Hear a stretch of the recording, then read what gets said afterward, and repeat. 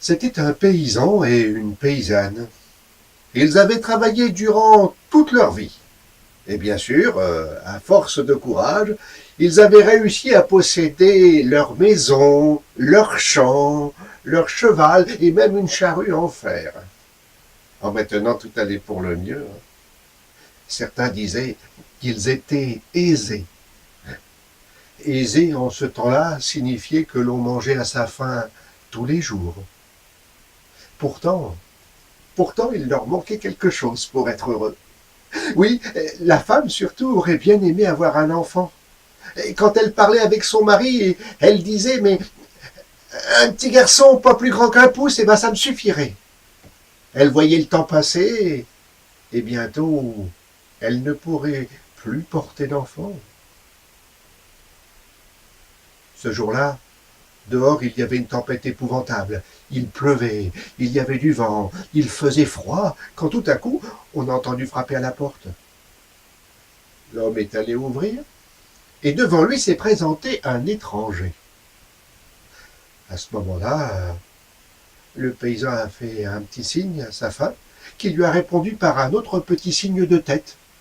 Et c'est comme ça qu'il a fait entrer l'étranger. Oh, vous êtes gentil parce que j'ai frappé à toutes les portes. Personne n'a voulu de moi, a expliqué l'étranger. L'homme et la femme l'ont invité à s'installer près de la cheminée. Là, il a retiré son manteau, il l'a mis à sécher. Pendant ce temps, la femme est allée lui chercher un bon bol de soupe. Ah, l'étranger l'a vidé d'un trait. C'est qu'il avait faim, hein. Mais maintenant, la nuit était bien avancée. L'heure de se coucher arrivait. L'étranger a expliqué au paysan et à la paysanne qu'il mettrait son manteau désormais sec sur le sol, il se roulerait dedans et il dormirait là, près de la cheminée. La nuit s'est passée.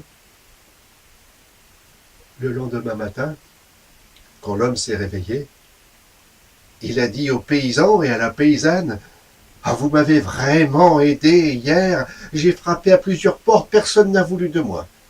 Alors voyez-vous, pour vous remercier, je peux vous faire un cadeau. Demandez-moi ce que vous voulez et je vous l'offrirai. » Ou bien la paysanne ne s'est pas posé de questions. Elle a tout de suite dit « Oh, moi, j'aimerais bien avoir un enfant, même s'il n'était pas plus grand qu'un pouce, ça me suffirait. » Oh ben, si c'est que ça, dit l'étranger, il n'y a pas de problème, hein. Tu l'auras. Et sur ce, il est parti. Autant vous dire que le paysan n'était pas content du tout de cette histoire, parce que lui, il n'avait pas envie que tout le monde sache que dans cette famille, on ne pouvait pas avoir d'enfants. Oh, et puis, pourquoi raconter des choses pareilles? Ah non, non, non, c'était vraiment hors de question de recommencer chose pareille, hein.